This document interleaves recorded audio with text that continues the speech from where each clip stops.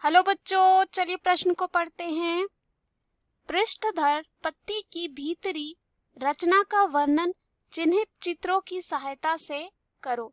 इस प्रश्न में जो है हमें पृष्ठधर पत्ती की भीतरी रचना का जो है वर्णन करना है चिन्हित चित्रों की सहायता से। तो आइए इस प्रश्न का जो है हल देखते हैं। सबसे पहले जो है इस प्रश्न में हम बात करते हैं मुख्य अवधारणा की। मुख्य अवधारणा की तो यहाँ पर जो है मुख्य अवधारणा हो जाएगा पृष्ठधर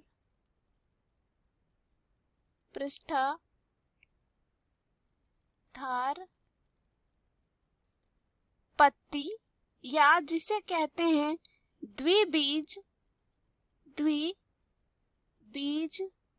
पत्री पर्ण। द्विबीज पत्री किसे कहते हैं? जिसमें दो बीज पत्र होता है। हमें इसमें जो है इसकी भीतरी संरचना को देखना है। तो यहाँ जो है एक चित्र दे रखा है। चित्र जो है एक कह सकते हैं, अगर हम चित्र की बात करें तो चित्र जो है यहाँ दे रखा है वह एक भाग की जो है एक भाग की अनुप्रस्थ काट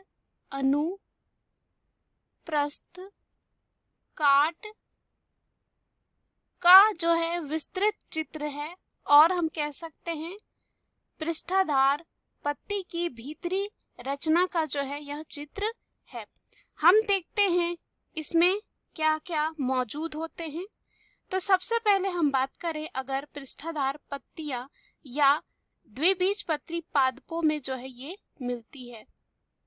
हम कह सकते हैं कि जो पृष्ठाधार पत्तियां होती है वो कहाँ मिलती है? द्विबीज पादपों में मिलती है।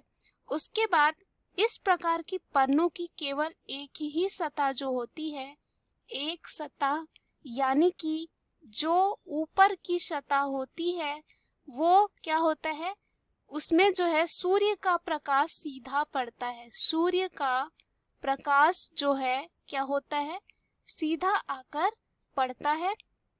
उसके बाद इस कारण दोनों सतहों में उपस्थित उत्तकों की संरचना में क्या होता है, परिवर्तन आ जाता है। उदाहरण के लिए अगर हम बात करें आम, कनेर, बरगद आदि, इनकी आंतरिक संरचना निम्न प्रकार से हो सकती है। कौन कौन सी संरचना हो सकती है इसको हम देखते हैं। तो सबसे पहले जो होती है वह होती है ऊपरी बाह्य त्वचा। ऊपरी बाह्य त्वचा। तो यहाँ पर जो है इस चित्र में हम देख सकते हैं ऊपरी बाह्य त्वचा जो है सबसे ऊपर है और यह क्या होता है, यह कोशिकाओं की एक परत होती है और यह जो है कोशिकाओं की एक परत की बनी होती है। वह इनकी बाहरी भित्तियां जो है क्यूटीन युक्त होती है और हम कह सकते हैं यहाँ पे जो है क्यूटिकल होते हैं। क्या होते हैं? क्यूटिकल जो है यहाँ पे पाए जाते हैं और रंध्र बहुत ही कम या अनुपस्थित होते हैं। यहाँ पे जो है रंध्र नहीं होते हैं। कहाँ पे बात हो रही है? अभी जो हम बात कर रहे हैं ऊपरी बाह्य त्वचा की बात कर रहे हैं। उसके बाद अगर हम बात करें निचली बाह्य त्वचा की, निचली बाह्य त्वचा की, तो यहाँ हम चित्र में देख सकते हैं निचली बाह्य त्वचा। तो यह भी एक परत की होती है और इस पर उप त्वचा यानी कि क्यूटिकल, उप त्वचा यानी कि क्यूटिकल की बहुत ही पतली परत होती है। पतली परत होती है और इस बाह्य त्वचा पर जो है बहुत सारे जो है रंध्र होते हैं। क्या होते हैं? रंध्र होते हैं।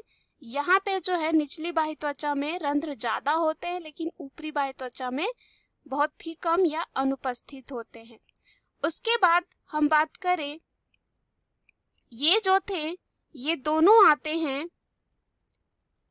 दोनों आते हैं वो आते हैं यहाँ पे बाह्य त्वचा में आते हैं।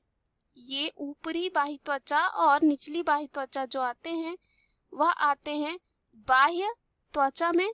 उसके बाद अगर हम बात करें दूसरे हिस्से की तो वह होता है पर्ण मध्योतक। अब पर्ण मध्योतक क्या होता है? इसमें जो है ऊपरी तथा निचली बाह्य त्वचा के बीच की उत्तक पर्ण मध्योतक कहलाती है और यह दो क्षेत्रों में बटा है। पहला जो होता है, अगर हम बात करें, पहला जो होता है खंभ उत्तक होता है। खंभ उत्तक क्या होता है? यह उत्तक ऊपर की तरफ होता है। यह उत्तक कहाँ होता है? ऊपर की तरफ होता है और इसकी कोशिकाएं जो है लंबी, खंभाकार व पतली भित्ति वाली होती है। यहाँ देख सकते हैं लंबी है, साथ ही साथ क्या है, खंभाकार व पतली भित्ति वाली होती है और इनमें अंतरा कोशिका अवकाश जो है बहुत छोटे होते हैं और इस उत्तक की कोशिकाओं में जो है हरित लवक जो होते हैं वो प्रचुर मात्रा में होते हैं। हरित लवक जो है बहुत ही ज्यादा होते हैं और ये कोशिकाएं प्रकाश संश्लेषण का कार्य करती हैं। उसके बाद आता है, इसी में जो है दूसरा आता है स्पंजी उत्तक। यहाँ पर हम चित्र में देख सकते हैं स्पंजी उत्तक। तो यहाँ पे स्पंजी उत्तक क्या होता है? खंभ उत्तक से लेकर निचली बाह्य त्वचा तक स्पंजी मृदुतक होते हैं। यहाँ पे कहाँ से लेकर? खंभ उत्तक से लेकर जो है निचली बाह्य त्वचा तक जो है स्पंजी मृदुतक होता है और इसकी कोशिकाएं गोल व ढीली व्यवस्था वाली होती है और इनमें बड़े अंतरा कोशिका अवकाश मिलते हैं तथा हरित लवक की संख्या जो है यहाँ पे जो है कम होती है। क्या होती है? हरित लवक की संख्या कम होती है। उसके बाद आता है यहाँ पे, अगर हम तीसरे हिस्से की बात करें तो कुछ इस प्रकार है। तीसरा जो हो जाएगा आंतरिक, अगर हम देखें पत्ती की तो वह होता है संवहन पुल। यह क्या होता है? संवहन पुल जो होता है, यहाँ पे जिन पत्तियों में मध्य शिरा होती है उनमें मध्य शिरा का संवहन पुल अन्य पुलों की अपेक्षा बड़ा होता है और संवहन पुल संयुक्त, समपार्श्विक, साथ ही साथ अवर्षी होते हैं। क्या होते हैं? यहाँ पे अगर हम बात करें, जो संवहन पुल होते हैं संयुक्त होते हैं, साथ ही साथ यहाँ पे संयुक्त, साथ ही साथ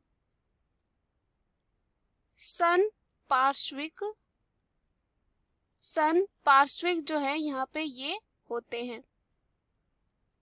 पार्श्विक जो है ये होते हैं और अवर्षी भी होते हैं। उसके बाद इसमें जो है प्रोटोजाइलम सदैव ऊपरी बाह्य त्वचा की ओर होते हैं। यहाँ पे अगर हम बात करें, जो प्रोटोजाइलम होते हैं ऊपरी बाह्य त्वचा की और मेटाजाइलम जो होते हैं वो होते हैं निचली बाह्य त्वचा की ओर। उसके बाद प्रत्येक पुल के चारों ओर जो है मृदुतक पुल आच्छाद होता है। कौन होता है? पुल आच्छाद होता है। उसके बाद यहाँ पर जो है क्या होता है, अगर हम देखें मध्य सिरा वाले संवहन पुल के दोनों तरफ पुल आच्छाद की अतिवृद्धियां पाई जाती हैं जो मृदुतकी अथवा स्थूल कोणोत्तकी होती है और संवहन पुलों का अमाप हम कह सकते हैं वह संख्या आधार से शीर्ष की ओर क्रमशः कम होती जाती है।